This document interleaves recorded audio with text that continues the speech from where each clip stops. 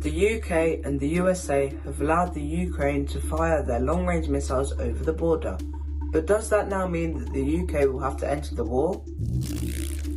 Thanks, Xavier. There's a lot of confusion over the use of weapons in this conflict. One has to remember that it's Russia that invaded Ukraine. Russia has been attacking Ukraine's energy infrastructure, its logistics hubs, its railway stations, its airfields, using long-range weapons. Now, Ukraine has struggled to defend itself. The West, America and the UK particularly, have been providing a lot of weapons to Ukraine to help them. But for all sorts of reasons of sensitivity, some of those weapons, we were reluctant to let the Ukrainians use those against Russian territory. That restriction has now been lifted because if you don't do that, Ukraine is trying to fight Russia with one arm tied behind its back. With all that's going on around the globe right now, especially the war in Ukraine, I'm getting a little concerned about the prospect of World War III. If this were to happen, how do you think this would affect my parents?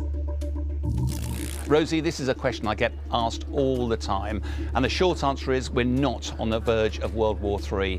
I served in the military 35 years ago. We were worried about the former Soviet Union and now Russia, but actually Russia has struggled against Ukraine. It's lost a load of tanks and fighter jets, and frankly it's had a real mauling at the hands of Ukraine, and therefore it's very, very unlikely that Russia will be in any fit state to attack anybody else anytime soon.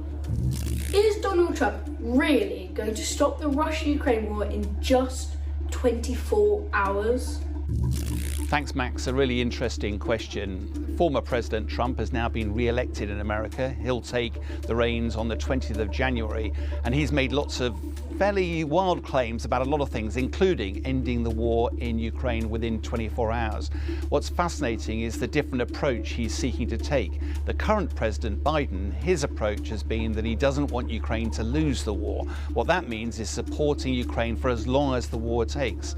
Whereas when President Trump takes over, his approach is very different. He wants to bring the war to an end. What does that mean? It means negotiating, and that almost certainly means that Ukraine will have to give up territory.